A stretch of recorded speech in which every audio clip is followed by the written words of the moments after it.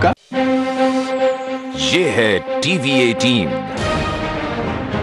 और आप देख रहे हैं CNBC आवाज। Presented by Raheja Developers, India's best and most awarded developer, 2011 and 2012. Print partner, Business Standard.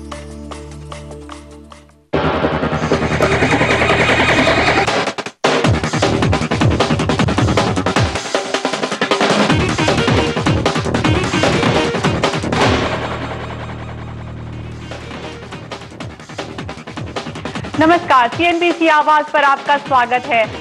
आज हम पहुंचे हैं Gurgaon, future cities of India. CNBC आवाज की एक ऐसी खास मुहिम है जहां पर हम उन शहरों में जाते हैं जहां पर पोटेंशियल है, लोगों के पास मौके हैं आगे बढ़ने के और वो इन मौकों का फायदा उठा रहे हैं। और इसी मुहिम के तहत आज हम पहुंच चुके हैं गुड़गांव। हमारे साथ गुड़गांव के काफी सारे लोग भी हैं और वो शेयर बाजार में काफी एक्टिवली इन्वेस्ट भी करते हैं। तो गुड़गांव के शहर में ये समझने के लिए कि यहाँ के लोगों को किस तरह से अपनी स्ट्रैटेजी बनानी चाहिए मार्केट में, हमारे साथ दो खास मेहमान हैं। SMC ग्लोबल के जगन्नाथन थुगुनमुंथला और साथ ही हमारे साथ हैं यूनिकॉर्न इन्वेस्टिंग सॉल्यूशंस के गजेंद्र नागपाल। आप दोनों का बहुत बहुत स्वागत है। सबसे पहले मैं जगन्नाथन जी आपसे पूछना चाहूंगी, जिस तरह से हमने देखा है ग्लोबल इकोनॉमी में चेंजेस हुए हैं, इन द सेंस कि US में एक बहुत बड़ा चेंज हुआ है, कंटिन्यूएशन है एक्चुअली। बराक ओबामा वापस से रीइलेक्ट हुए हैं, उनकी जो पॉलिसीज हैं उनसे उम्मीद ये है कि वो कोई बहुत बड़ा चेंज तो नहीं आएगा क्योंकि वो पॉलिसीज आफ्टर ऑल कंटिन्यू करेंगी, लेकिन एक इम्पॉर्टेंट जो उनके सामने प्रॉब्लम है वो है फिस्कल मैनेजमेंट का। जो फिस्कल क्लिफ की बात हो रही है, उनको अपना फिस्कल डेफिसिट 50% से कम करना है, वो भी एक साल के टाइम में। ऐसे में आगे किस तरह से वो अनफोल्ड होता है, किस तरह से उसका इम्पैक्ट भारत पे पड़ेगा, आपके क्या व्यूज हैं? अगर आपको याद हो तो 2011 पे एक पॉइंट आया कि जब S&P ने US को डाउनग्रेड किया हुआ है और मूडीज और फिच ने इंडिकेशन दिया है कि अगर US फिस्कल मैनेजमेंट ठीक ठाक नहीं किया वो उनको US को डाउनग्रेड करेंगे, तब US प्रॉमिस किया कि उनके डेफिसिट में आधा कम करेंगे। जब भी डेफिसिट को कम करने के दो ही तरीका है, इधर आपका इनकम को बढ़ाना है या आपका खर्चे को कम करना है। इनकम को बढ़ाने के लिए टैक्सेस को बढ़ाना है और खर्चा कम करने के लिए वैसे गवर्नमेंट स्पेंडिंग वगैरह कम करना है। अब तो US इलेक्शन के वजह से उनको टैक्सेस बढ़ाने की स्कोप नहीं मिला क्योंकि इलेक्शन के पहले कोई भी टैक्स नहीं बढ़ाना चाहते, इसलिए वो डेफिसिट है अभी भी उतना ही है। सो जो आधा करने की जो प्रॉमिस है अभी तक तय नहीं हुआ। सो मूडीज और फिच अब इंडिकेशन दे दिया कि अब तो वो पॉइंट जो प्रॉमिस आप कर रहे थे वो सॉल्व नहीं कर पाया। सो दोनों ने बताया कि हम आपको डाउनग्रेड करेंगे। अगर डाउनग्रेड करते करते मुझे लगता है कि US आने वाले 2013 में और एक बार रिसेशन में चलेंगे। -0.5% GDP ग्रोथ रेट होने की चांसेस है। इसका मतलब है कि नेगेटिव GDP ग्रोथ होने के चांसेस है। जो 2008 में जो रिसेशन से अभी पूरे निकल भी नहीं है पूरा इकोनॉमी, अब 2013 में और एक बार रिसेशन में जाने की रिस्क है। ओबामा के सामने सबसे बड़ा चुनौती होगा और मुझे लगता है कि उसका इम्पैक्ट पूरा दुनिया में देखने के लिए मिलेगा। रिसेशन एक नंबर कैलकुलेशन होता है। जब आप वो जीरो के पॉजिटिव साइड में है, GDP चाहे भले ही 0.5 से ग्रो कर रही है, 0.25 से ग्रो कर रही है, लेकिन ग्रोथ है, लेकिन अगर वो नेगेटिव में चली जाती है तो वो रिसेशन हो जाता है। लेकिन अभी भी क्या सिचुएशन है जिस तरह की कुछ खास बड़ी ग्रोथ तो देख नहीं रहा US, तो क्या वो जो नेगेटिव जाएगा, गजेंद्र आपसे समझना चाहेंगे, क्या वो बहुत बड़ा नेगेटिव होगा भारत के लिए? नहीं, मुझे नहीं लगता इतना बड़ा नेगेटिव होगा क्योंकि अगर आप US की इकॉनमी एक अलग बात है, लेकिन US की जो मार्केट्स हैं या वहाँ की कंपनीज की परफॉर्मेंस है वो एक दूसरी बात है। अगर आप देखें तो जिस ढंग से डाउ जोन्स ने बिहेव किया है पिछले लगभग 12 से 18 महीनों में, तो वो किसी को कोई शिकायत का मौका नहीं दिया है फ्रॉम दैट स्टैंड पॉइंट। बड़ा वजह ये भी हो सकती है कि आपने QE अनाउंसमेंट्स करी जिसकी वजह से लिक्विडिटी मार्केट में आती रही और काफ़ी लिक्विडिटी दूसरी मार्केट्स में भी गई है, डेवलपिंग मार्केट्स में। लेकिन फिर भी जो कॉर्पोरेट परफॉर्मेंस है US की, उसने कोई ऐसा बड़ा शिकवे का मौका नहीं दिया। अब क्योंकि स्टॉक मार्केट ज़्यादातर रिफ्लेक्शन कॉर्पोरेट परफॉर्मेंस का होता है तो ज़रूर इम्पैक्ट पड़ेगा अगर मैक्रो पिक्चर खराब होती है तो, मगर फिर भी मुझे लगता है कि US मार्केट में एटलीस्ट US कंपनीज में इतना रेजिलियंस है कि वो इस झटके को थोड़ा बहुत झेल पाएंगे। और उसके अलावा जब आप इकोनॉमिक की ड्राइव में जाते हो इकोनॉमी को बैक ऑन ट्रैक लाने की, तो आपको कॉस्ट के प्रेशर भी होते हैं। जैसे अभी जगन्नाथ जी ने कहा कि भाई मजबूरी भी होगी उनकी कि अगर अपने पास कॉस्ट करने के लिए नहीं है तो कहीं ना कहीं बिजनेसेस इमर्जिंग मार्केट्स को भी जाएगा जहाँ पे मार्केट्स अभी भी अट्रैक्टिव है, दे विल कम बैक। उनका जो रुख होगा वो हमारी तरफ ज़्यादा नम्र होगा। क्योंकि नर्म होगा, क्योंकि हम लोग उनको एक मार्केट ऑफर कर रहे हैं, उनकी कंपनीज को मार्केट ऑफर कर रहे हैं, उनकी कंपनीज को यूरेनियम खरीदने की बातें चल रही हैं और आउटसोर्सिंग के लिए भी झक मार के उनको हमारे पास आना पड़ेगा। तो मैं उस कैंप को बिलोंग करता हूं जो इस एडवर्सिटी में अपॉर्चुनिटी देखेगा अपने लिए। इमीडिएट टर्म में शायद थोड़ी प्रॉब्लम होए, मगर मीडियम टर्म में हम सॉर्ट आउट कर पाएंगे। ये तो बात है यूएस की में जो चेंजेस है या फिर कंटिन्यूएशन है उसका भारत पे इम्पैक्ट का, लेकिन एक और अहम मुद्दा है जो भारत का अपना है, फिस्कल डेफिसिट का जो टारगेट है, आपको लगता है क्या वो हम अचीव कर पाएंगे? क्योंकि हम बहुत पीछे हैं अभी भी अपने डिसइन्वेस्टमेंट टारगेट से। इनफैक्ट डिसइन्वेस्टमेंट टारगेट जो हमने ह्यूज रखा था उसमें अभी कुछ भी नहीं हुआ है। तो ऐसे में भारतीय सरकार, भारतीय इकोनॉमी के लिए आगे के लिए कैसे चैलेंजेस होने वाले हैं? चिदम्बरम साहब फाइनेंस मिनिस्ट्री से आने से थोड़ा उम्मीद निकल के आया, शायद एक बार ऐसा मीट करने के चांस है। पहले तो बिल्कुल रूल्ड आउट लग रहे थे, एटलीस्ट कुछ मेजर्स भी लिया हुआ है। और 30,000 करोड़ को जो टारगेट में आप सही कहते हैं अभी तक जीरो कलेक्शन है। और बट लेकिन उनके पास अच्छे कंपनी से अगर शुरू करें तो 30,000 करोड़ मीट करना इतना बड़ा चैलेंज नहीं है। बट फिस्कल डेफिसिट जरूर जो नंबर प्रॉमिस किया वो तो नहीं होने वाला है, वो तो साफ है। और साथ साथ और एक पॉइंट है, 2013 से शुरू होकर हम भी एक बार पॉलिटिक्स इलेक्शंस के मूड में आ जाएंगे, क्योंकि 2014 वाला elections.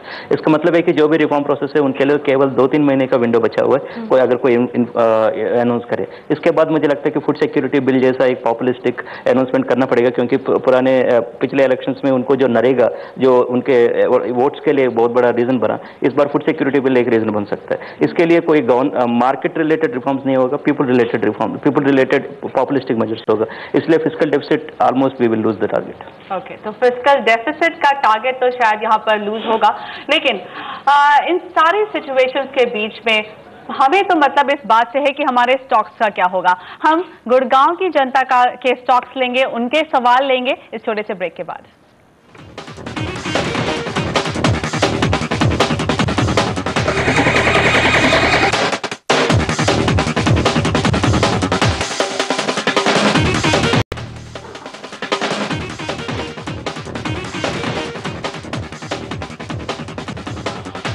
Future cities of India में हम पहुंचे हैं गुड़गांव। ऐसे शहरों में जाते हैं हम जहां पर पोटेंशियल काफी ज्यादा है, काफी सारे मौके हैं, और इसी मुहिम में गुड़गांव की में पहुंचे हैं हम और यहां के जनता के सवाल लेने जा रहे हैं उनके स्टॉक्स पर। सबसे पहले हमारे साथ हैं MPS Bora.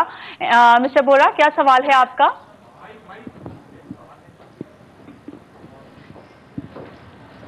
Hi, Mr. Nagpal and Mr. Janathan. Good evening. I have two questions.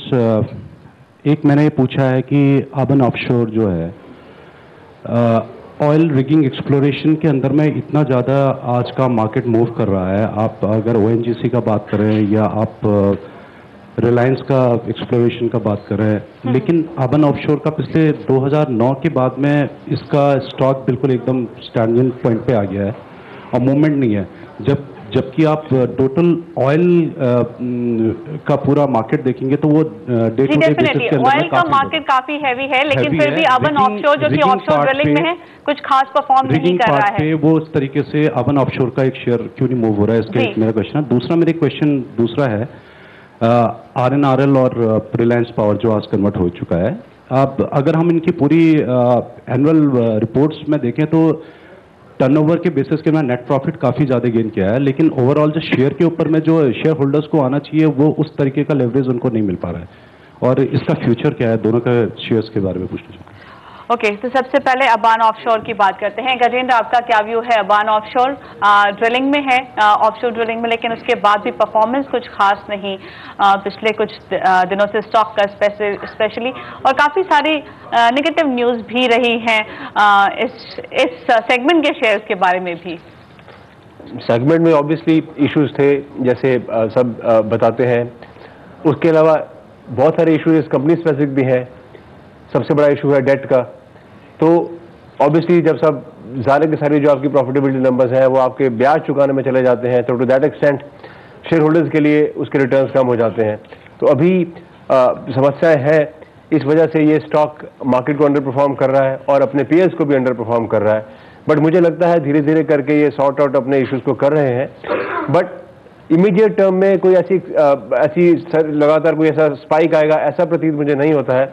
But yes, from the medium to long term standpoint, अगर आपके पास होल्ड किया हुआ स्टॉक है तो आप उसको होल्ड करके रह सकते हैं, क्योंकि यहाँ से ज़्यादा नीचे जाने की गुंजाइश नहीं है, और जितना भी नेगेटिव न्यूज़ फ्लो था वो सारा प्राइसेस में ऑलरेडी फैक्टर इन है, और हमने कुछ नया आते हुए नहीं देखा। ये एक अलग बात है कि इस साइकिल को ट्रांसफॉर्म होने में थोड़ा सा वक्त लगेगा, बट नॉनदलेस कोई और नेगेटिव न्यूज़ नहीं है, यही अपने आप में काफ़ी पॉजिटिव होता है, और स्टॉक इस वैल्यूएशन के ऊपर ज़्यादा गिरने की गुंजाइश नहीं है। जहाँ तक सवाल है रिलायंस पावर का, उसमें पावर एक ऐसा क्षेत्र है जिसमें बड़ी एक्साइटमेंट थी 2008 में, जिस ढंग से रिलायंस पावर मार्केट में आया और अपने आप वर्चुअली कितने नए अकाउंट्स उस टाइम पे खुले थे, और जो विजन दिया गया था उस टाइम पे, चाहे वो सरकार की तरफ से हो या इन कंपनीज की तरफ से हो, वो कहीं ना कहीं हमने फॉल्टर किया है। उसमें जो एनर्जी थी उनको चाहिए, जो उनके लिए रॉ मटेरियल है, particularly coal and so on, वो अवेलेबल नहीं हो पाया। ब्यूरोक्रेसी में सारा का सारा सेक्टर उलझ के रह गया, जिस वजह से पूरे के पूरे पावर क्षेत्र में ही हमने चैलेंजेस आते हुए देखे हैं।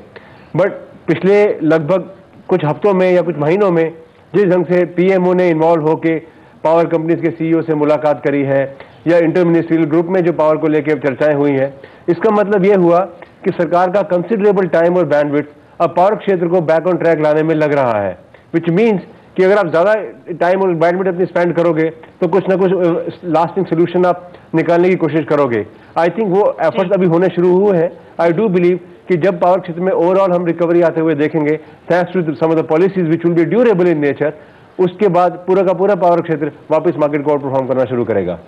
ओके, तो यहाँ पर उम्मीद बाकी है अभी कि आगे पावर क्षेत्र कुछ बेहतर परफॉर्म करेगा। और अपन ऑफशोर के लिए भी यही राय है कि अगर आपने खरीदा हुआ है तो यहाँ पर होल्ड किए रहिए, क्योंकि इससे ज़्यादा गिरावट आने की संभावनाएं नहीं है, और अब सारी negative news almost factor in हो चुकी है। कुछ और सवाल भी लेंगे हम यहाँ पर अपने ऑडियंस का, लेकिन पहले लेंगे एक छोटा सा ब्रेक।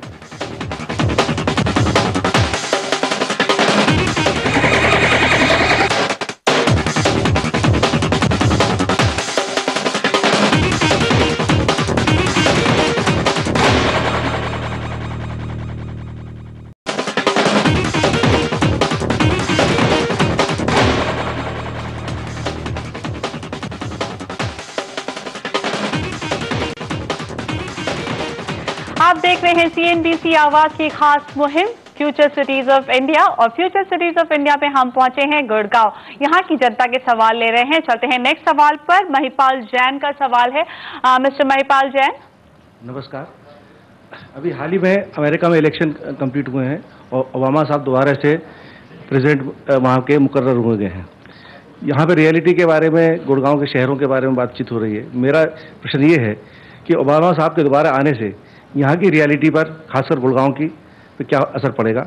और दूसरा सवाल आपसे ये है कि यहाँ के जो मेजर प्लेयर्स हैं डीएलएफ और यूनिटेक, उनके शेयर्स के ऊपर क्या असर पड़ेगा?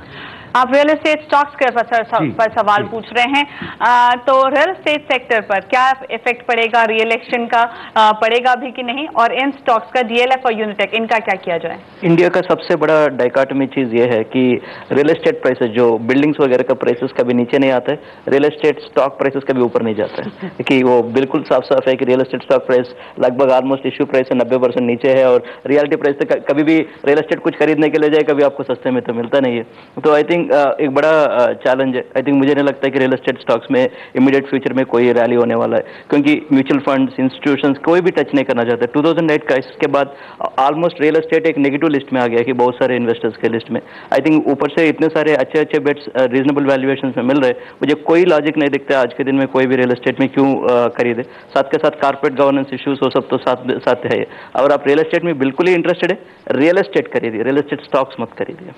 ओके, तो ये तो गुड़गांव की जनता के बहुत पहले से जानती है, रियल एस्टेट खरीदिए, रियल एस्टेट स्टॉक मत खरीदिए। नेक्स्ट सवाल पल्लवी गुप्ता। पल्लवी बताइए, क्या है आपका सवाल? Good evening. My question is, last year सितंबर में गवर्नमेंट QFIs पे एक सर्कुलर के साथ आई है, but 1 year has been over, but still no major boost is there in the economy due to that QFI thing. What the government should do to get these QFI getting entered into our economy rather than coming out every time with circulars? Second question, our economy is basically dependent on FIIs, पर ऐसा क्या करना चाहिए कि retail investors का भी confidence boost हो? Thank you. बहुत ही फंडामेंटल सवाल है कि रिटेल इन्वेस्टर्स का कॉन्फिडेंस जो काफी शेक हो चुका है पिछले 2 साल से, उसको कैसे वापस लाया जाए। गजेंद्र, आप कोशिश करेंगे? देखिए जी, रिटेल का जो कॉन्फिडेंस वापस वो तभी आ सकता है अगर मार्केट एक सस्टेन्ड अप ट्रेंड में रहे। 2008 के बाद अगर आप देखें, 2008 का जो हमने कल्बिनेशन देखा था बुल मार्केट का, वो कहीं ना कहीं 2003-2004 में शुरू हुआ था। और 2004 में जब यूपीए सरकार पावर में आई थी और एनडीए सरकार निकल गई थी, जब कम्युनिस्ट को 52 सीटें मिली थी, highest ever in the history of parliament, तब से वो बुल मार्केट की शुरुआत हुई थी जब हमने लो इन्फ्लेशन और लो इंटरेस्ट रेट रिजीम देखा था। और ये चढ़ते चढ़ते 2008 तक आया और वहां पे जाके हमने मार्केट को वापस से गिरते हुए देखा। उसके बाद से जो कॉन्फिडेंस है वो लगातार गिरता ही गया है। और इसके लिए मैंने देखा है कि रिटेल में कोई भी एडवर्टीजमेंट, कोई भी प्रमोशन कभी काम नहीं आता। एक सस्टेन्ड अप ट्रेंड ही है जो वापस से लोगों को मार्केट में लेके आता है। गवर्नमेंट को ऐसी पॉलिसीज बनानी चाहिए या बनानी अभी उन्होंने शुरू करी हैं, बिकॉज पिछले 3-4 साल से हमने पॉलिसी पैरालिसिस देखा था, जिसकी वजह से जो भी कमिटमेंट्स थी इन्वेस्टमेंट्स की, वो कमिटमेंट किसी भी तरह से आ नहीं रही थी। People are better off sitting on the cash. बड़े कॉर्पोरेट्स भी इन्वेस्ट नहीं कर रहे थे, सरकार की तरफ से नीतियों में भी कोई क्लैरिटी नहीं थी। अब कहीं ना कहीं वो कब सेटल होना शुरू हुआ है। तो आपको लगता है कि अब जो पिछले 3-4 महीने में स्टेप्स लिए गए हैं, उसके बाद इवेंचुअली जब उसका असर स्टॉक मार्केट में दिखाई देगा, तब जाकर इन्वेस्टर वापस आएगा। लेकिन उन्होंने एक और सवाल भी किया QFI और फॉरेन इन्वेस्टर्स के बारे में, आपका क्या व्यू है यहाँ पर JTs के बारे में? उसके आते पहले एक बार रिटेल के बारे में बस एक पॉइंट कहना चाहता हूँ कि इंडिया का रिटेल इन्वेस्टर मार्केट में नहीं आने की सबसे बड़ा कल्प्रिट है बैंक FD रेट। क्योंकि हमारा 9% 10% अगर बैंक FD में मिलता है, लोग पूछेंगे कि भैया जिसमें सेफ्टी है उसमें रिटर्न आ रहा है, किस चीज़ के लिए हम मार्केट में आ रहे हैं? क्योंकि US यूरोप वगैरह वहाँ क्या होता है कि bank FD rate 0%। That means technically अगर आप बैंक में डाले कुछ नहीं मिलता, इसलिए आपको चाहे अच्छा लगे बुरा लगे जो है मार्केट में आना पड़ेगा। इंडिया में तो जब तक 10%, 9% और 8% बैंक FD रेट है, तब तक तो चैलेंज तो है ही। वो एक पॉइंट। दूसरी पॉइंट कहना चाहता हूँ, इवन दो इंडिया में 120 करोड़ का आबादी है, इनकम टैक्स रिटर्न केवल 3 करोड़ लोग फाइल करते हैं। तो अगर इस एंगल से देखें, हमारा जो रिटेल इन्वेस्टर केवल 3 करोड़ तक बढ़ सकता है। इंडिया में ऑलरेडी डीमैट अकाउंट 2 करोड़ है।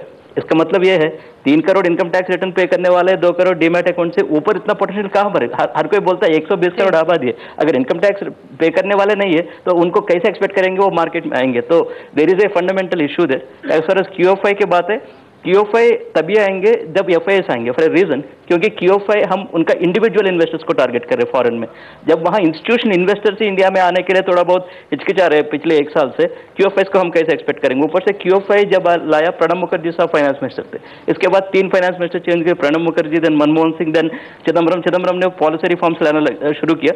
क्योंकि QFI अपने आप नहीं आएंगे, एक बार पॉलिसी रिफॉर्म शुरू करे तो FIs आएंगे, FIs को देख के QFIs आएंगे। आई थिंक वो प्रोसेस शायद थोड़ा बहुत धीरे धीरे शुरू हुआ, बट लेकिन नेक्स्ट ईयर अगेन इलेक्शंस के सामने हम खड़ा हुआ है, कितना हम अच्छे रिफॉर्म्स कर पाएंगे वो बड़े क्वेश्चन। ओके, तो काफी इम्पोर्टेंट स्टेज है ये भारत के लिए, क्योंकि बहुत कम टाइम है और बहुत कुछ करना है। काफी सारे चैलेंजेस हैं यहाँ पर गवर्नमेंट के लिए भी। लेकिन अब फिलहाल यहाँ पर हम लेंगे अपने दोनों ही मेहमानों से इजाजत। जेठी और गजेंद्र, बहुत बहुत धन्यवाद समय निकालकर हमारी गुड़गांव की जनता के सवाल सुलझाने के लिए। इस वक्त फ्यूचर सिटीज ऑफ इंडिया में लेते हैं हम छोटा सा एक ब्रेक, लेकिन ब्रेक के बाद समझेंगे गुड़गांव के शहर की मुश्किलें और यहाँ के जो पॉलिसी मेकर्स हैं वो उसके लिए क्या कर रहे हैं, इस शहर को आगे बढ़ावा देने के लिए और आगे पहुंचाने के लिए वो क्या स्टेप्स ले रहे हैं, इस छोटे से ब्रेक के बाद।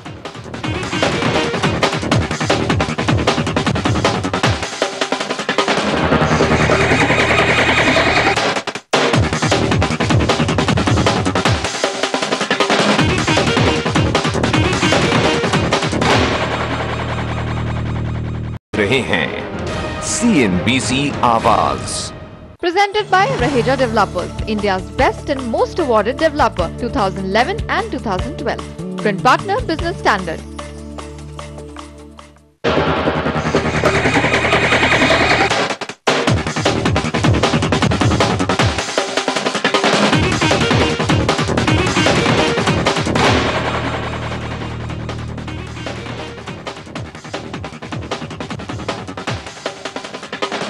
नमस्कार, स्वागत है आप सभी का फ्यूचर सीरीज ऑफ इंडिया की इस खास मुहिम में। CNBC आवाज पिछले कई दिनों से तलाश कर रहा है देश में कुछ ऐसे शहरों की जो आने वाले दिनों में फ्यूचर सिटीज बन सकते हैं। फ्यूचर सिटीज क्या होंगे? फ्यूचर सिटीज वो शहर होगा जहां पर एक आम आदमी को एक अच्छा लाइफस्टाइल मिले, जहां पर उसे अच्छी नौकरी मिले, उसके बच्चों को अच्छी पढ़ाई मिले, परिवार को अच्छा भविष्य मिले और बेहतर जिंदगी आने वाले दिनों के लिए मिले। और इसी सिलसिले में हम लोग देश के अलग अलग हिस्सों में गए हैं, जहां पर हमने नॉर्थ में नोएडा, फरीदाबाद जैसे शहर कवर किए हैं। हम लोग वेस्ट में गए हैं, जहां पर हमने बड़ौदा, सूरत पर फोकस किया है, जहां पोटेंशियल है। देश के पूर्वी हिस्से में हम लोग भुवनेश्वर तक गए हैं और इसी तलाश को आगे बढ़ाते हुए आज हम आ पहुंचे हैं गुड़गांव। जी हाँ, और गुड़गांव है सौमित्र गुरु द्रोणाचार्य का गांव। जी हाँ, ये द्रोणाचार्य को मिला था ये गांव पांडव और कौरव से, और इसीलिए इसे नाम मिला है गुड़गांव, यानी गुरु का गांव। लेकिन क्या ये गुड़गांव अब आगे जाकर भविष्य में शहरों का गुरु बन सकता है? यानी ये पॉश सबब क्या अपने बलबूते बन सकता है एक शानदार मेट्रो? यही समझने की कोशिश करेंगे हम अपने खास मेहमानों के साथ। समझेंगे क्या क्षमताएं छुपी हुई हैं गुड़गांव में और इन क्षमताओं को आगे लाने की अब जरूरत है और कैसे इन्हें आगे लाया जाए।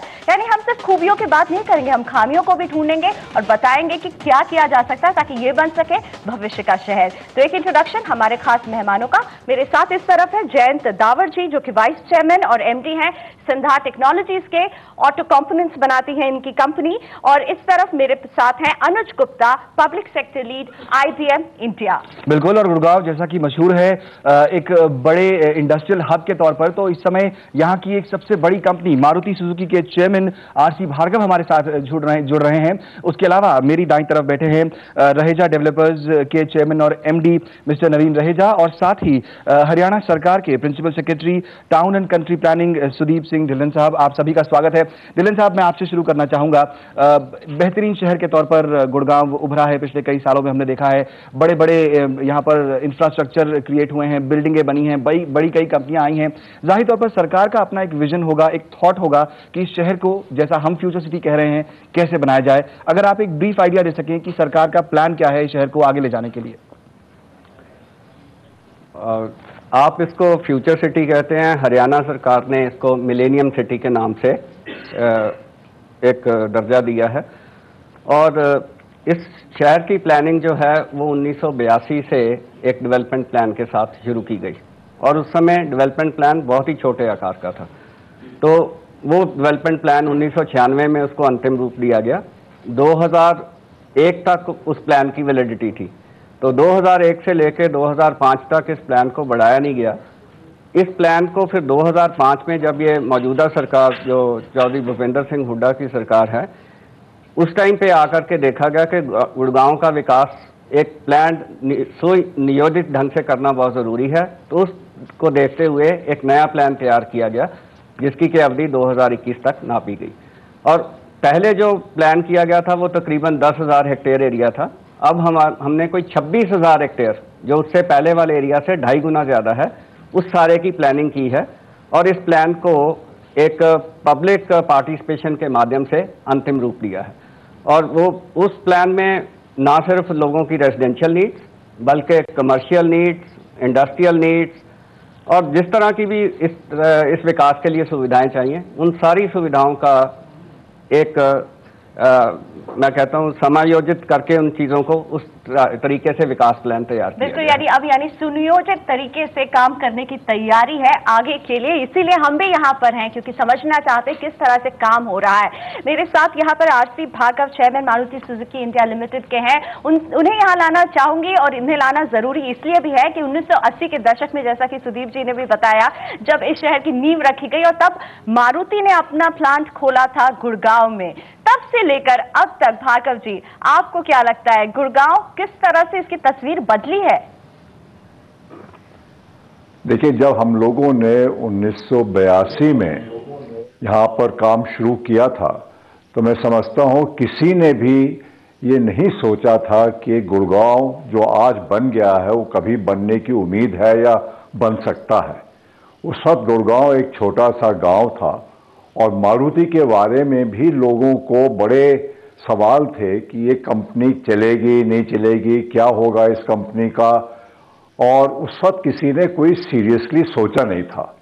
जैसे अभी ढिल्लों साहब ने कहा, उस वक्त जो हरियाणा सरकार का भी प्लान था वो भी एक बड़े छोटे दर्जे पे बनाया गया था, क्योंकि किसी ने ये उम्मीद ही नहीं करी थी कि इतना बड़ा शहर बन जाएगा।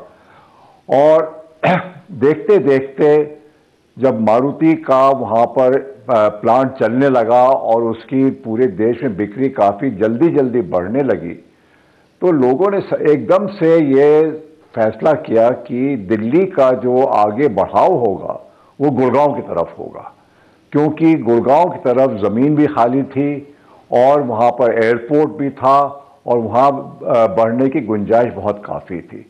तो वो एक ऐसा सिलसिला चालू हुआ कि देखते देखते हम लोग सब एक किस्म से ताज्जुब में रह गए कि कितने जल्दी गुड़गांव में कितना डेवलप हुआ, कितने कंपनीज आई वहाँ पर, कितने लोग रहने लगे वहाँ पर, और एक शहर ये ऐसा बन गया जिसमें इंडस्ट्रियली, कमर्शियली, कल्चरली सब तरीके से वहाँ पर एकदम से बढ़ाव हो गया। यानी कि किस्मत से ज्यादा हासिल किया है इस शहर ने। लेकिन क्या वक्त से पहले क्या सौमित्र समझते हैं अपने मेहमानों से? बिल्कुल डावर साहब, मैं आपके पास आना चाहूंगा। एक कहावत चलती है गुड़गांव के बारे में कि आप गुड़गांव को देखिए तो ऊपर से तो सिंगापुर है, नीचे से 5 फीट छोड़ दीजिए तो। अब थोड़ा सा ये अजीब स्थिति लगती है, क्योंकि जिस तरह का डेवलपमेंट हुआ है यहाँ पर, एक आउटबर्स्ट हुआ है, हमने देखा है। क्या आपको लगता है कि चाहे सरकार हो या प्राइवेट पार्टीज हों, वो इस ग्रोथ के साथ पूरी तरह से कोप अप नहीं कर पाई इतने सालों में? नहीं, आपकी बात बिल्कुल ठीक है। मेरे हिसाब से एक सिर्फ गुड़गांव की बात नहीं पर पूरे देश की बात अगर समझी जाए तो हम कहने में मुझे अच्छा नहीं लगा, पर हम हिंदुस्तानी थोड़ा छोटा सोचते हैं और इसलिए हम जो स्टेजेस को कंसिडर करते हैं वो छोटी स्टेज करते हैं। अगर आप न्यूयॉर्क में जाएं, आज भी वही टनल जो आज से 20 साल पहले बने थे उसी से वो पूरा सिटी चल रहा है। तो हम छोटा सोचते हैं, इसलिए आई थिंक हमारी सड़कें भी उतने साइज़ की रहती हैं और फिर हम बोलते हैं कि ये सस्टेनेबल है या नहीं है। बट जैसे भार्गव जी ने कहा और जैसे ढिल्लो जी ने कहा, जो एंटिसिपेटेड प्लान था उसके हिसाब से जो नंबर ऑफ पीपल जो ऐड हुए माइग्रेशन से या otherwise because of proximity to Delhi, वो किसी की उम्मीद नहीं थी। But having said that, I think बहुत ज़रूरी है कि बेसिक इंफ्रास्ट्रक्चर जो है सपोर्ट करने के लिए, उसके लिए हमें सिर्फ गुड़गांव का नहीं सोचना या केवल दिल्ली का नहीं सोचना, हमें एक लार्जर एरिया का इकट्ठे होकर काम करना है। ये कहना कि ये बॉर्डर है, यहाँ से हरियाणा शुरू होता है, यहाँ दिल्ली शुरू होता है, यहाँ नोएडा शुरू होता है, यहाँ यूपी शुरू होता है, अगर हम सब लोग मिल के काम करें और ये कहें कि ये एनसीआर का रीजन जो है उसके लिए हमें बढ़ोतरी करनी है, जिसके लिए आज आपको मालूम है गुड़गांव इतना बड़ा शहर है पर उसमें रेलवे स्टेशन का अगर आप हाल देखें तो मन खराब होता है। अगर पब्लिक ट्रांसपोर्टेशन देखें तो वो अभी थोड़े साल पहले ही अभी दिल्ली के साथ थोड़ा आना जाना हुआ है, अदरवाइज बिल्कुल ही सेपरेट था। पर अभी भी सेक्टर्स के बीच में अगर आप ट्रांसपोर्ट चाहते हैं तो बहुत मुश्किल है। सो आई थिंक इंफ्रास्ट्रक्चर हमें ये देखना है कि ये दिल्ली का है या गुड़गांव का है या नोएडा का है, उसे अगर एक लेके समझेंगे और ये एनसीआर टेरिटरी को एक समझा जाएगा तो मेरे हिसाब से उसमें गुड़गांव को शायद सबसे ज़्यादा बेनिफिट मिले, क्योंकि प्रॉक्सिमिटी एयरपोर्ट की तो है ही, जो आपकी आईटी इंडस्ट्री है या ऑटो कंपोनेंट इंडस्ट्री है या ऑटो इंडस्ट्री है, उसका सबसे ज़्यादा जो घर है वो तो गुड़गांव और हरियाणा ही है आज की। यानी जाहिर तौर पर इस शहर ने विकास तो देखा है, लेकिन इस विकास की जो राह रही है वो काफी कांटों से भरी रही है और अब इसे सुधारने का वक्त आ गया, ये कह रहे हैं हमारे खास मेहमान। इनसे ये चर्चा हम जारी रखेंगे और समझेंगे गुड़गांव कैसे बढ़ सकता है आगे और ले सकता है अगला कदम। लेकिन वो होगा इस छोटे से ब्रेक के बाद, जिसके बाद हम अपने मेहमानों से समझेंगे कि कैसे यहाँ पर ग्रोथ को आगे बढ़ाया जाए और कैसे गुड़गांव को एक फ्यूचर सिटी बनाया जाए। जल्द लौटेंगे इस ब्रेक के बाद।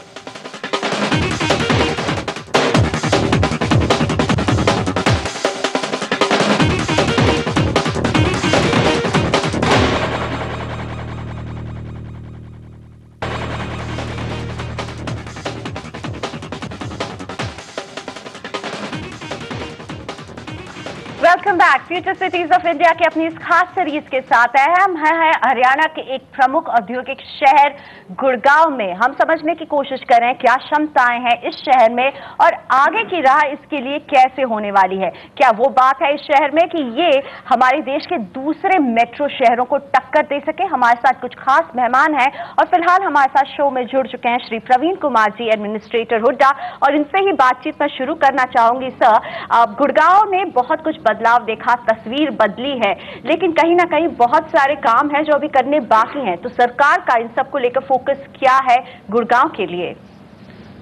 ऐसा है, जिंदगी में कभी भी ऐसा कोई पड़ाव नहीं आता जिसमें आप कैंप कर कर ये कह जाओ कि अब आगे कुछ और करने को नहीं है। It is never possible.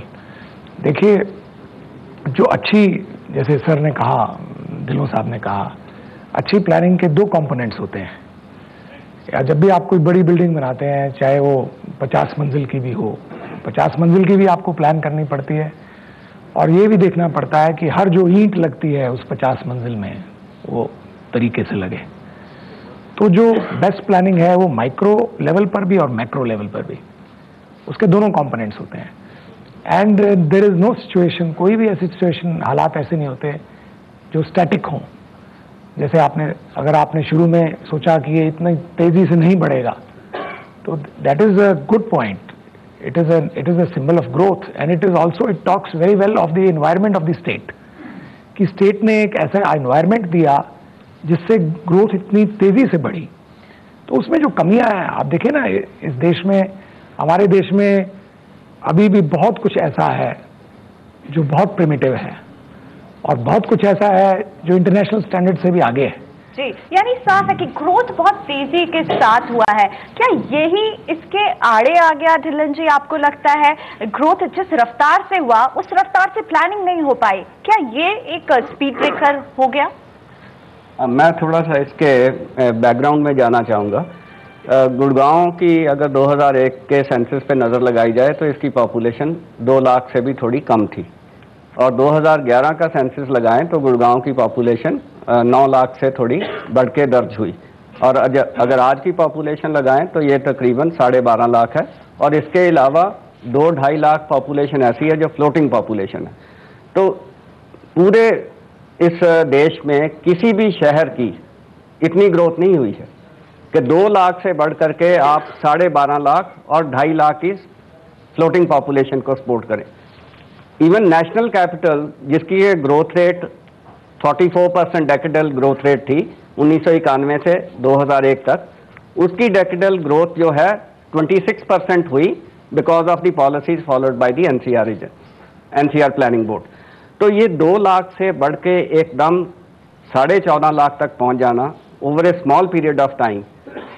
Regional plan document NCRPB का पब्लिश्ड है, उसमें इसकी पॉपुलेशन उस समय 2005 में जब प्लान बना तो ये आंकी गई थी कि 2011 में 4.5 लाख होगी, और 4.5 लाख के हिसाब से उस टाइप के water supply system, sewerage systems, roads, उस टाइप का ट्रांसपोर्टेशन सिस्टम, वो प्लान रख करके किया गया। मगर जब ये पॉपुलेशन एकदम ही एक्सप्लोजन है, 2 लाख से बढ़ करके 14.5 लाख तक पहुंच जाना, और फिर भी मैं कहूँगा कि हरियाणा अर्बन डेवलपमेंट अथॉरिटी ने, गवर्नमेंट ऑफ हरियाणा ने बहुत सारे ऐसे प्रयास किए कि इस शहर की समस्याओं को कम से कम किया जा सके। 2005 से पहले किसी ने कभी मेट्रो के बारे में जिक्र ही नहीं सोचा था, जबकि पड़ोस में दिल्ली में बन चुकी थी। और ये एक हरियाणा सरकार का वाहिद प्रयास है कि सबसे पहले एक बिल्कुल सैटेलाइट टाउन को, यूपी का भी इधर था हमारे पास, मगर हरियाणा ने अपना एडवांस स्टेप लिया और तकरीबन 14 किलोमीटर का जो लिंक था उसको गुड़गांव के लोगों के लिए मुहैया करवाया। तो काफी हद तक आप कह रहे हैं कि जो प्लानिंग थी वो एक हिसाब से की गई, लेकिन शायद थोड़ा सा जो अजम्पशन था वो गड़बड़ाया, या कहें कि जितनी उम्मीद की गई थी उससे ज्यादा पॉपुलेशन ग्रोथ हुई है, जिसके कारण थोड़ी सी हम कमियां जो देखते हैं शहर में वो दिखाई देती हैं। मैं रहेजा साहब आपको यहां पर लाना चाहूंगा। एक इंपॉर्टेंट डेवलपमेंट जो पिछले कुछ सालों में इस शहर में हुआ है वो ये कि बहुत सारे हमने रेजिडेंशियल कॉम्प्लेक्स देखे हैं, कमर्शियल कॉम्प्लेक्स आते हुए देखे हैं, रियल एस्टेट बॉडी का जाहिर तौर पर यहाँ पर काफ़ी ज़्यादा एक्टिविटी रही है पिछले कुछ दिनों में। एक बड़ी जो चिंता रहती है किसी भी आम आदमी के लिए जो गुड़गांव में रहता है, जो नेटिव है गुड़गांव का या जो बाहर से आता है काम करने के लिए, वो ये कि मुझे अफोर्डेबल घर कैसे मिलेगा। आज हम देखें तो गुड़गांव में भी एक डिसेंट अच्छी क्वालिटी का जो घर है उसकी कीमत आम आदमी की पहुंच से बाहर हो रही है। क्या आपको लगता है कि ये पॉसिबिलिटी है कि ये आने वाले दिनों में इसकी स्थिति सुधरे, या आपको लगता है कि बाकी लोगों को अब ज्यादा कीमत चुकाने के लिए तैयार रहना पड़ेगा? देखिए, जो सेगमेंट का क्वेश्चन है कि पर्टिकुलर सेगमेंट के अंदर अवेलेबिलिटी रेस्ट्रेंट रहा है, अभी तक रहा है, लेकिन जहां तक मैं जानता हूं, I being on national real estate development council, जहां तक मुझे मालूम है अफोर्डेबल हाउसिंग के ऊपर government is working, if I'm not wrong. They are already working, and we have already taken all these steps, and developers are also preparing. इसमें ये सवाल नहीं है कि सबको महंगा ही घर मिल सकता है, ऐसा नहीं है। ये बिल्कुल एविडेंट है कि 80% ऑफ द पॉपुलेशन जो है वो सब 50 लाख की कैटेगरी को अफोर्ड करती है, that is evident. But provisions are already जो पॉलिसीज है उसमें 15% EWS का प्रोविजन किया हुआ है, लेकिन that is falling short of the requirement. So, but I think in the coming time, I am very hopeful that ये इशू जो है ये एड्रेस अपने ऑटोमेटिकली एड्रेस होता है। जब डिमांड जनरेट होती है किसी भी चीज की, ऑटोमेटिकली सप्लाईज विल कम। तो उम्मीदें बहुत हैं और आपको भी उम्मीद है कि आगे जाकर इसे हम ओवरकम कर लेंगे।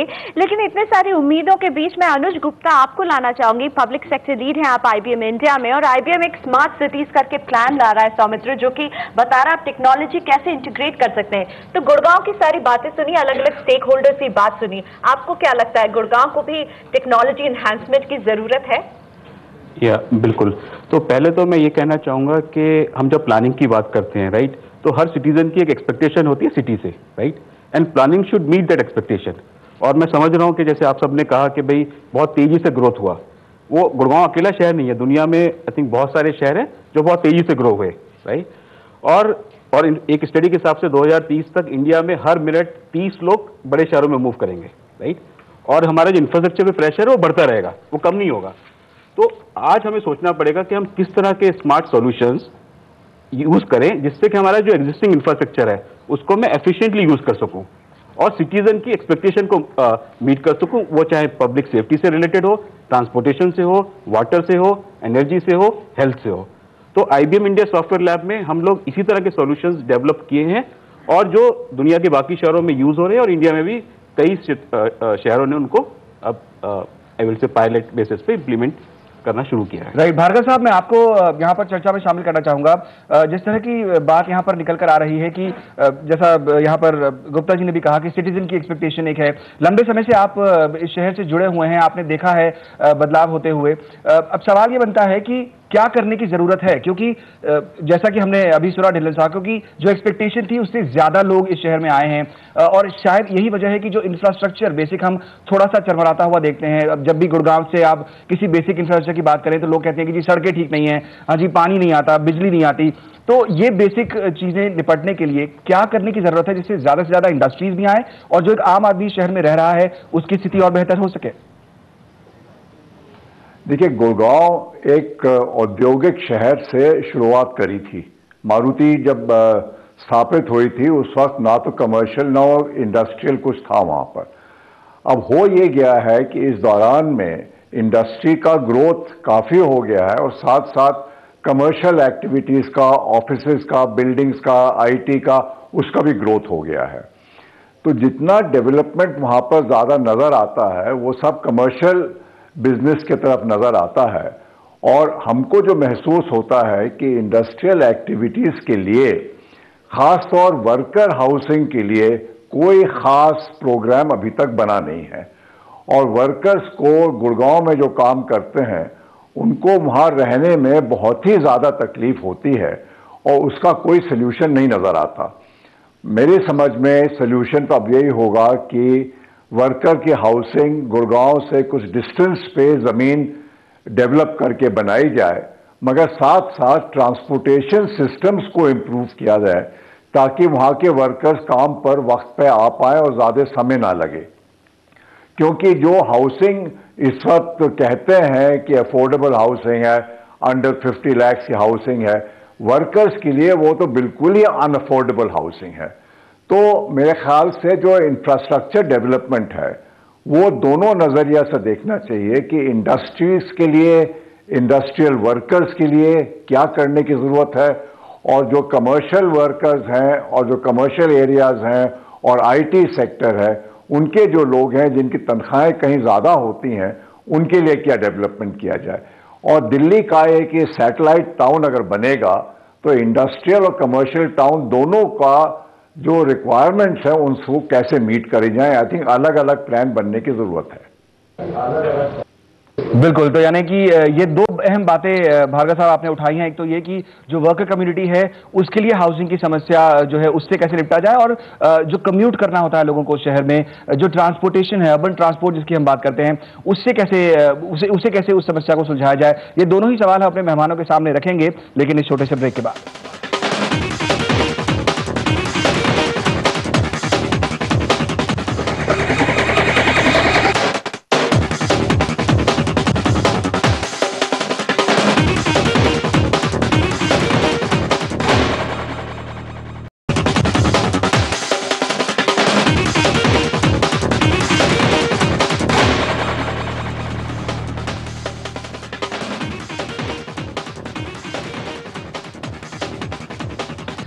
फ्यूचर सिटीज की तलाश में आज हम पहुंचे हैं गुड़गांव और जानने की कोशिश कर रहे हैं कि इस शहर में क्या अपॉर्चुनिटीज हैं, कैसे इस शहर की छोटी मोटी खामियों को दूर करके इसको आने वाले वक्त में एक बेहतरीन मेट्रो के तौर पर तैयार किया जा सकता है, फ्यूचर सिटी के तौर पर बनाया जा सकता है।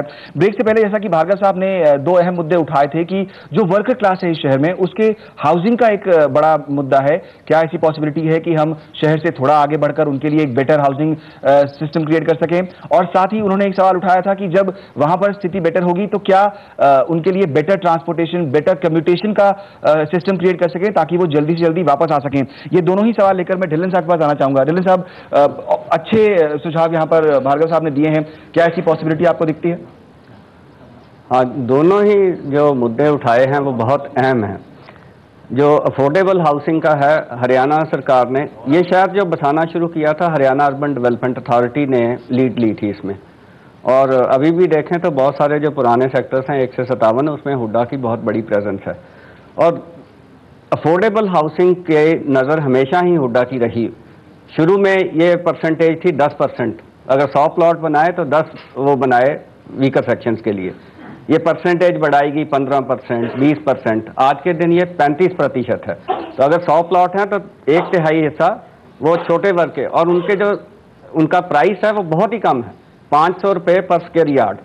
तो 50 गज का प्लॉट जो है 25,000 रुपये में अवेलेबल है वीकर सेक्शन के लिए, जबकि उसकी मार्केट की कीमत शायद आज के दिन 15 लाख या 20 लाख रुपए होगी। एक तो प्रयास ये किया गया।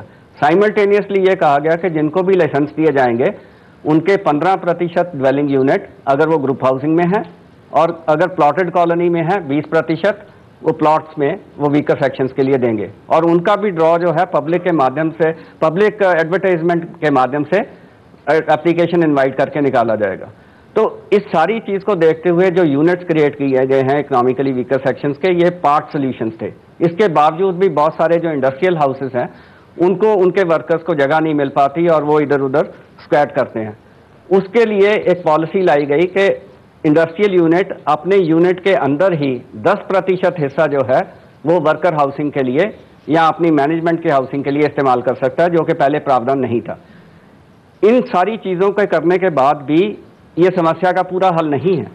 अभी भी हमने जो अपने प्लान में है, ये कमी को खामी को देखते हुए सेक्टर 68 जो अब 2031 का प्लान है उसमें हायर डेंसिटी 1125 तक की डेंसिटी दे करके ये सोचा है कि इन यूनिट्स की कीमत 10-12 लाख रुपए से कम में रखी जाए, ताकि 5 लाख रुपए से लेकर के 10-12 लाख रुपए तक लोग अपना घर लेकर के यानी अफोर्डेबल हाउसिंग की तरफ सोच है, और लेकिन अभी बहुत कुछ करना बाकी है, क्योंकि समस्या है डावर जी, आपकी भी कई सारे यूनिट्स हैं, वर्कर्स काम करते हैं, पॉलिसी लेवल पर इन्होंने बताया, प्लानिंग लेवल पर बहुत कुछ हो रहा है, पर कहीं ना कहीं अगर इंडस्ट्रियल शहर है तो वो इंडस्ट्रीज में काम करने वाले वर्कफोर्स के लिए घर की कमी है, बहुत कमी है। सो वेल अप्रिशिएट ढिल्लों जी ने जो कहा कि कि सेक्टर 68 की बात हो रही है या 15% रिजर्वेशन की बात हो रही है of areas and so on and so fourth, हमें ये समझना है कि जो वर्कर आता है किसी भी उद्योग में वो माइग्रेशन वर्कर बहुत है, और जब वो बाहर से आता है उसको महीने में तनख्वाह मिलती है 8,000 रुपये या 7,000 रुपये, उसमें और उसका कोई बैकग्राउंड नहीं है, उसको तो आज 5 लाख रुपए की जगह भी अगर आप पूछें तो वो कहाँ से निकाल के देगा, कहाँ से उसको कोई लोन मिलेगा, क्या मिलेगा, है एक ऑन द ग्राउंड ये बहुत बड़ी समस्या है। उसके पास कोई ऑप्शन नहीं है कि वो कहीं पे शैंटी या किसी जगह पे कोई कुटिया बना के जिसमें 6-6, 8-8 आदमी घुस के रह रहे हैं या छोटे जो गांव साथ में बढ़ रहे हैं उनमें जाके रह रहे हैं, उस चीज का इतनी जल्दी हल होना मुझे दिखाई नहीं देता। उसकी क्या सलूशन है, ये मेरे हिसाब से ढिल्लों जी बैठे हैं, प्रवीण जी बैठे हैं, इनके डिसिप्लिन से अब वो जो रास्ते में लोग सो रहे थे वो तो शायद रुक गया है, बिकॉज डिसिप्लिन की भी बहुत जरूरी है। लेकिन बहुत काम बाकी है इस बहुत क्षेत्र काम में बाकी है और हल ढूंढना जरूरी है। एक और समस्या जो गुड़गांव की है वो है ट्रांसपोर्ट। दिल्ली मेट्रो पहुंच गई, हवाई अड्डा है, लेकिन अंदर का ट्रांसपोर्ट सिस्टम कितना मजबूत है ढिल्लन साहब? लोगों की शिकायत है कि मेट्रो स्टेशन से तो उतर जाते हैं पर उसके बाद जब अंदर सेक्टर जाना है तो बड़ी तकलीफ है। ये बात मैं उनसे सहमत हूँ। हमारा जो ट्रांसपोर्टेशन, इंटरनल ट्रांसपोर्टेशन सिस्टम है बहुत ही कमज़ोर है, और अभी एक रीसेंट प्रयास किया गया है। पहले हमने हुड्डा की तरफ से ही 30 बस खरीद के दी थी लोकल ट्रांसपोर्ट के लिए, अब उस फ्लीट को बढ़ाया गया है 150 तक। जो हमारा ट्रांसपोर्ट डिपार्टमेंट है उन्होंने अभी recently about 2 months ago they have started this service of providing the service from various sectors to the metro stations main links पे। वो सर्विस को जब हमने ये समस्या देखी तो 2010 में एक कम्प्रीहेंसिव मोबिलिटी प्लान इस शहर के लिए बनाई। उसमें आंका गया है कि तकरीबन इस शहर की जो मौजूदा नीड्स हैं उनके लिए कम से कम 450 बसेस लोकल ट्रांसपोर्ट चलेंगी, तो तब ये समस्या का हल होगा।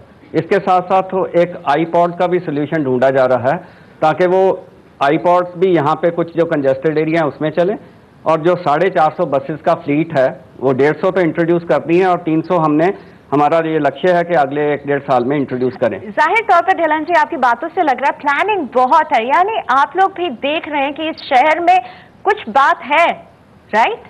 बिल्कुल है और उसको हमें आगे बढ़ाने की जरूरत है। उसके लिए साधन की थोड़ी जो है व्यवस्था कर ली गई है। हमने अपने एक्सटर्नल डेवलपमेंट चार्जेस में इस तरह के प्रावधान किए हैं। साधनों की हमारे पास जो फाइनेंशियल रिसोर्सेज हैं उनकी अब मैं समझता हूँ कमी नहीं है। जो प्रोसीजर्स हैं जिनके माध्यम से ये चीज़ें पब्लिक में लानी हैं उन प्रोसीजर्स में थोड़ा टाइम लगता है, और जैसा कि पहले 2010 से पहले हमारा कोई या 2011 तक भी हमारा कोई इंटरनल ट्रांसपोर्टेशन सिस्टम था ही नहीं। उस सिस्टम को एक इंट्रोड्यूस किया है, अब उसको तेज़ रफ्तार से बढ़ाने की ज़रूरत है।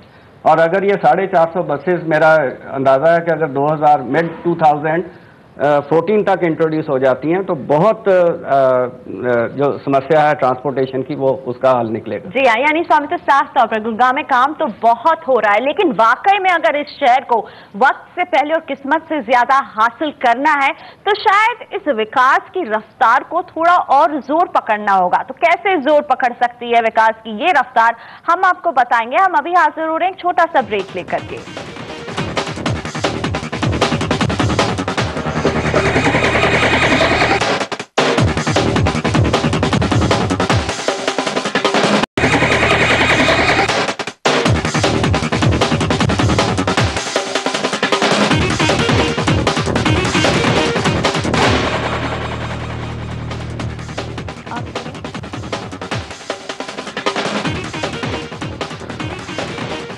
चर्चा हो रही है फ्यूचर सिटीज ऑफ इंडिया पर और हम आप पहुंचे हैं गुड़गांव, और जहां की सबसे बड़ी समस्या इस समय एक बताई जा रही है वो है बिजली और पानी को लेकर। यहां पर जितने भी घर हैं बताया जाता है कि 30% घरों में ही शायद रेगुलर पानी आ पाता है, और बिजली पावर बैकअप के बिना यहां पर रहना बहुत मुश्किल है। ढिल्लन साहब, एक बड़ा एक्विजिशन लगता है यहां पर कि जिस तरह से, जैसा आपने भी कहा कि जो प्लानिंग हुई 4 लाख की प्लानिंग हुई, 14 लाख पॉपुलेशन हो गई, उसके लिए शायद प्रिपेयर्ड नहीं थे। मैं जानना चाहता हूं कि ये जो समस्या है, बेसिक एमिनिटीज किस तरह से आप लोगों को दे पाएंगे, इस प्रॉब्लम से कैसे निकालेंगे लोगों को? गुड़गांव हम सबको मालूम है कि अंडरग्राउंड वाटर जो है वो बहुत कम है, और सस्टेनेबल लेवल जो एक्विफर का है वो तकरीबन 4.5 से 5 मिलियन गैलन पर डे है। इस समस्या को देखते हुए हरियाणा सरकार ने बहुत पहले से ही गुड़गांव वाटर सप्लाई चैनल का निर्माण किया। उसकी क्षमता पहले 100 क्यूसेक्स थी, उसको बढ़ा करके 175 क्यूसेक्स 2005 में किया गया, और जो हमारी क्षमता सिर्फ 20 MGD थी पानी की, उसको बढ़ा करके 60 MGD के बसई में वाटर वर्क्स बनाए गए, 60 मिलियन गैलन्स पर डे। उसमें theoretical capacity 60 million gallons per day है, मगर जो पानी हम बना पाते हैं वो तकरीबन 48 मिलियन गैलन पर डे है। इसके अलावा हम 8 मिलियन गैलन्स पर डे पानी जो है वो ट्यूबवेल्स के माध्यम से निकालते हैं, तो ये हुआ 56 मिलियन गैलन। लेकिन जिलन साहब एक शिकायत है कि इन आंकड़ों से प्यास नहीं बुझेगी। वाकई में ग्राउंड लेवल पर क्या हो रहा है वो सभी लोग जानना चाहते हैं जो गुड़गांव में रहते हैं, जो इस शो का हिस्सा है, कि प्यास आखिर बुझेगी कैसे, पानी समस्या है। ये मैं समझता हूं कि पानी की कमी रही, और मैं जैसे कि मैंने पहले बताया कि 56 मिलियन गैलन हमारे पास पानी था। ये नवंबर 2000, आज नवंबर में बैठे हैं, नवंबर 2012 में, अभी 10 दिन पहले ही हमने 22 मिलियन गैलन पर डे का प्लांट नया शुरू किया है। तो टोटल कैपेसिटी हमारी होगी 56 जमा 22 78। आंकड़ों से ये आप कह रहे हैं कि नहीं ये भरेगा।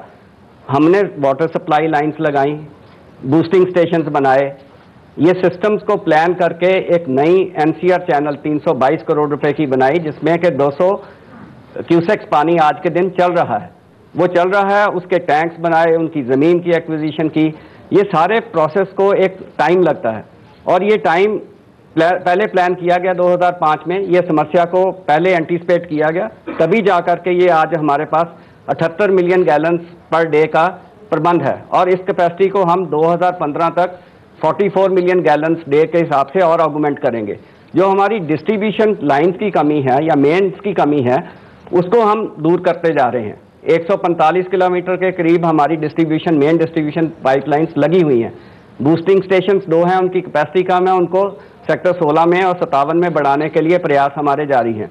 और मैं समझता हूं कि जो नेक्स्ट समर सीजन आएगा उसमें मैं कोई एंटीसिपेट नहीं करता कि किसी भी कोने में ये समस्या रह जाएगी कि हम पानी नहीं दे पा रहे हैं। आज के दिन कुछ कॉलोनीज हैं, मैं मानता हूं कि वहां पे हमें अंडरग्राउंड या बिल्डर्स को अंडरग्राउंड पानी निकाल करके वहां पे देना पड़ता है, मगर नेक्स्ट जो हमारा समर सीजन है उसमें जितनी हमारी पॉपुलेशन है 135 litre per capita per day के हिसाब से जो कैपेसिटी बनती है, या जो भी कमर्शियल या इंडस्ट्रियल हाउसेस की रिक्वायरमेंट बनती है, उसको हम ये पानी दे पाएंगे। और इसके अलावा मैं सहयोग भी चाहता हूं बिल्डर्स के कि वो बहुत सारा पानी ज़मीन से निकालते हैं जो उनको नहीं निकालना चाहिए। हमने टर्शरी ट्रीटमेंट प्लांट का इंतजाम किया है जिसकी capacity 2.2 million gallon per day है। कब तक आप रफली देखिए, बात बिल्कुल सही आप बता रहे हैं और बहुत सारा प्लानिंग है। एक गुड़गांव के लोगों को बताने के लिए, कब तक ये स्थिति आएगी कि जब गुड़गांव में कोई घर लेने जाएगा जो पहले से रह रहा है, उसे ये नहीं देखना पड़ेगा कि मेरी गली में टैंकर आता है कि नहीं आता है, मैं उसके बिना कब तक शांति से रह पाऊंगा? कब उस स्थिति पे पहुंच जाएगा यहाँ का? मेरे हिसाब से जब हमारा जून 2013 तक ये जो प्लांट हमने लगाया है फुल्ली फंक्शनल होगा चंडू बुदेड़ा का, तो मैं नहीं समझता कि किसी कॉलोनी में पानी की समस्या रह जाएगी। आज बहुत सारी सेक्रेटरी कह रहे हैं कि पानी की समस्या दूर हो जाएगी अगली गर्मी तक, लेकिन एक और समस्या जो गुड़गांव वालों की नींद उड़ा देती है वो है बिजली की, पावर की। और केवल ये गुड़गांव वासियों के लिए नहीं, यहाँ पर जो लोग काम करते हैं उनके लिए भी ये एक समस्या है। डावर जी, आप इतने सारे मैन्युफैक्चरिंग यूनिट्स चलाते हैं, बिजली जो है आपके लिए भी समस्या है, जो गुड़गांव में रहते हैं उनके लिए भी समस्या है। बिजली को टैकल करना बहुत जरूरी है। बिजली आज की डेट में जो इंडस्ट्री है, मुझे मालूम है कि गवर्नमेंट की प्रायोरिटी है कि वो पहले किसान को बिजली दे, उसके बाद रेजिडेंशियल एरियाज को बिजली दे, और शायद इंडस्ट्री का बाद में आता है। पर इंडस्ट्री की अट्रैक्शन कम हो जाती है क्योंकि जब हमें दिन में 12 घंटे अपने जनरेटर सेट चलाने पड़ते हैं तो कॉस्ट जो है बिजली की वो 6 रुपये से उठ के 16 रुपये चली जाती है। तो मुझे उससे ये फीलिंग है कि हरियाणा जैसा जो प्रोग्रेसिव स्टेट है वो आगे आने वाले समय में जो अट्रैक्शन है इन्वेस्टमेंट लाने की, उसमें खामी ना आए, इसका बहुत तकलीफ होने वाली है। प्रॉफिटेबिलिटी लोगों की कम है। तो कहा तो बहुत जा रहा है कि सरकार जो है वो बहुत काम कर रही है नए पावर प्रोजेक्ट्स लाने की, उम्मीद यही है कि इंडस्ट्री बाद में, पर पहले जो लोग, जैसे आपने कहा, लोगों की रात की नींद उड़ रही है, वो पहले आनी जरूरी है। चलिए, तो बिजली, पानी और सड़कें और साथ में कहीं ना कहीं इंटरनल ट्रांसपोर्ट सिस्टम, जिस पर काम करना बहुत जरूरी है। और चलते चलते सौमित्र, हम अपने सभी मेहमानों से पूछना चाहेंगे, सर आपके लिए, गुड़गांव के लिए क्या है सबसे टॉप एजेंडा? टॉप एजेंडा जैसे सर ने बोला अभी पानी का है। पानी का प्रबंध जो पीने के लिए है, जो एग्जिस्टिंग हमारी पॉपुलेशन है उसका तो अभी चंदू वडेरा प्लांट में प्रोविजन हो गया है, ये ऑलरेडी इंप्लीमेंटेड है। We are not talking theory here, let it be very clear. लोगों को पता क्या है, बहुत से लोगों को ये नहीं पता होता कि सरकार क्या कर रही है, और वो जो हम बोलते हैं वो कर रही है, उस पर उनको विश्वास नहीं होता। लेकिन ऐसा नहीं है, आप चंदू वडेरा का प्लांट अभी जाके विजिट कीजिए, 22 MGD हमने ऑलरेडी ऑपरेशनल कर दिया है, 22 MGD और 15 दिन में और हो जाएगा। यानी पानी रहेगा, yes, पानी इज नॉट अ प्रॉब्लम। लेकिन फिर भी आने वाले यदि 20 सालों में हम पानी की रिसाइकलिंग बहुत लार्ज लेवल पर नहीं करेंगे, मैं आपको बताना चाहता हूं गुड़गांव के लिए अभी 3,700 करोड़ का आने वाले 5 वर्षों में प्रोविजन ऑलरेडी हो चुका है। मैं पिछले 1 साल से काम कर रहा हूं गुड़गांव में, 1100 करोड़ के एस्टिमेट मैंने अकेले ने क्लियर किए हैं गुड़गांव के लिए। ऐसा नहीं है, ये लोगों को हमारे हर चीज संभव नहीं होता, हर चीज आप हर एक को बता नहीं सकते हमेशा, और कम्युनिकेशन गैप्स रह जाते हैं।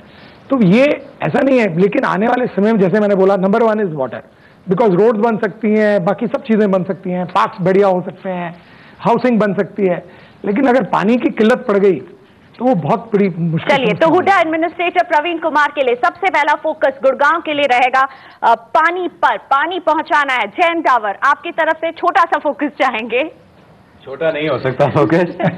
बिजली, पानी, लॉ एंड ऑर्डर, डिसिप्लिन और सड़क, जैसे आपने कहा, ट्रैफिक मैनेजमेंट, काफी सारे एरियाज हैं जिसमें काम करने की जरूरत है। और मेरे हिसाब से पानी, I understand, is very very important, but unless and until we move on all fronts at the same time, we will not be able to achieve what we are setting out to achieve in the Millennium City, as we call it. तो अनुज गुप्ता, आप क्या agenda देना चाहेंगे, क्या जरूरत है गुड़गांव को? तो मैं सिर्फ इतना ही कहना चाहूंगा कि हम जो भी करें उसमें टेक्नोलॉजी का सही यूज करें। जब हम लॉ एंड ऑर्डर की बात कर रहे हैं तो दुनिया के कई शहरों ने अच्छा टेक्नोलॉजी सॉल्यूशन यूज करके 30% तक क्राइम को रिड्यूस किया है, राइट। हम लोग आज की डेट में क्राइम को प्रिडिक्ट कर सकते हैं, उसको रोक सकते हैं with smart video surveillance, with predictive systems, with good intelligent command centres. तो उस तरह की टेक्नोलॉजी यूज करें। जब हम वाटर की बात करते हैं तो जैसे आपने कहा कि भाई आज मैं जब पाइपलाइन लगा रहा हूं तो उसमें मैं फ्लो मीटर लगा दूं, जिससे कि मैं ये इंश्योर कर सकूं कि गुड़गांव के सारे एरिया में बराबर पानी मिल रहा है, और लोगों को प्रूव भी कर सकूं कि भाई देखिए हर वार्ड में, हर उसमें आपका बराबर पानी जा रहा है। मैं उसमें प्रेशर मीटर लगा दूं जिससे कि मैं ऑटोमेटिक लीकेज को डिटेक्ट कर सकूं। आज की डेट में इतना पानी बेकार बह जाता है। चलिए, यानी टेक्नोलॉजी को किसी तरह से इंटीग्रेट किया जाए। आरसी भार्गव जी, आपके पास आना चाहूंगी। बुनियादी सुविधाओं से लेकर के पानी, बिजली जैसी मांग यहाँ पर उठकर आ रही है। आपने वर्कर्स के हाउसिंग की बात कही, आपके लिए गुड़गांव की सबसे पहली जरूरत अभी वक्त की मांग क्या है? नहीं, मेरे ख्याल से गुड़गांव के डेवलपमेंट के लिए एक प्लान ऐसा होना चाहिए जिसमें रियलिस्टिकली इंफ्रास्ट्रक्चर, हर एक किस्म का इंफ्रास्ट्रक्चर कितने लोगों को सपोर्ट कर पा सकता है, कितनी इंडस्ट्रीज को सपोर्ट कर पा सकता है, वो प्लान होना चाहिए। और उसी मुताबिक गवर्नमेंट इंडस्ट्रीज को वहाँ इन्वाइट करे, अलाउ करे और कह दे कि इससे ज़्यादा इंडस्ट्री हम नहीं चलने देंगे, और लोगों का वहाँ रहना भी उसी हिसाब से कंट्रोल करना चाहिए, ताकि बिल्डिंग्स और डेवलपमेंट और CLUs वगैरह जो होते हैं वो उसी से लिमिट किए जाए जितना इंफ्रास्ट्रक्चर हो सकता है, ताकि आगे चल के वो शहर एक सही तरीके से प्लान्ड और लिवेबल शहर बन जाए। राइट, रहेजा साहब, यही सवाल लेकर आपके पास आएंगे, क्या फोकस होना चाहिए आपके हिसाब से इस शहर को बेहतर तस्वीर देने के लिए? मेरे ख्याल से सबसे पहला फोकस होना चाहिए that we should all sit together, do a brainstorming involving everybody, हर किसी को इन्वॉल्व करें, फेयर इनफ, इवन RWAs को भी इन्वॉल्व करें, और उनके ब्रेनस्टॉर्मिंग के साथ जो है एक guideline map on every sector जो है हम उसको डिफाइन करें कि हमें अगले 20 साल में क्या क्या चीज कैसे कैसे करनी चाहिए ताकि ये सिटी बिल्कुल बैलेंस्ड चले। और उसके लिए क्या सोल्यूशन हमने करना है, कौन सी मैकेनिज्म कैसे इन प्लेस करनी है। We have to look at workers' housing, we have to look at affordable housing, we have to look at roads, we have to look at electricity, we have to look at water, we have to look at every aspect that the people will be comfortable, happy, satisfied and शहर के हर तबके को साथ लेकर लेकिन चलना होगा। धिल्लन साहब, इस पूरी चर्चा का आखिरी सवाल मैं आपसे पूछना चाहूंगा। कई सारे मुद्दे हमने उठाए, कई सारी अपॉर्चुनिटीज इस शहर में दिख रही हैं जहां पर अभी भी सुधार की संभावनाएं हैं। यहां से जब आप जाएंगे, अब मैं आपसे जानना चाहता हूं कि सरकार की किस तरह की प्रायोरिटी होगी, किस तरह के चेंजेस आप करेंगे ताकि जो आम लोग हैं उनकी जिंदगी बेहतर हो सके, और जैसा हम CNBC आवाज से मानते हैं कि गुड़गांव एक फ्यूचर सिटी है, वो असल में एक फ्यूचर सिटी है, और जैसा आप कह रहे हैं एक मिलेनियम सिटी बन सके। अब गुड़गांव को तो मार्केट फोर्सेस ने मिलेनियम सिटी बनाना ही है, उसमें सरकार का पूरा योगदान रहेगा। और बहुत सारी जो हमारी कैपेसिटी कम है, बहुत सारे एरियाज में ह्यूमन कैपेसिटी कम है, टेक्निकल कैपेसिटी कम है, उन सारी कैपेसिटीज को हमें बनाना पड़ेगा ताकि जो लोगों की अपेक्षाएं हैं उस पे ऊपर गवर्नमेंट के डिपार्टमेंट्स, सरकार या जो भी उनकी अपेक्षाएं हैं वो पूरी हो सकें, उस पर हम खरा उतर सकें। हमारा ये प्रयास रहेगा कि ये कैपेसिटीज जो हैं वो चाहे म्यूनिसिपल कॉरपोरेशन में हो, चाहे हरियाणा अर्बन डेवलपमेंट अथॉरिटी में हो, चाहे प्राइवेट बिल्डर्स की हो, चाहे रेजिडेंट वेलफेयर एसोसिएशन की हो, वो सारी की सारी मिलजुल कर ही पूर्ण रूप से इस शहर का विकास किया जा सकता है। मैं लोगों के जो सहयोग है उसकी भी अपेक्षा रखता हूं कि वो पॉजिटिव वे में आकर के इस गतिविधि को और तेज रफ्तार से बढ़ाने के लिए सरकार का और संस्थाओं का सहयोग करें। साफ तौर पर कमियां बहुत है, बहुत कुछ करने की जरूरत है। वो शहर जो शायद हरियाणा को सबसे ज्यादा टैक्स के मामले में कमाई करके दे रहा है, उस शहर के इंफ्रास्ट्रक्चर पर काम करने का वक्त आ गया है, पानी बिजली जैसी बुनियादी सुविधाओं पर काम करने का वक्त आ गया है ताकि ये शहर अगला बड़ा कदम उठा सके। तो फ्यूचर सिटीज ऑफ इंडिया के हमारे इस गुड़गांव सीरीज में हमारे साथ इतना ही। नमस्कार।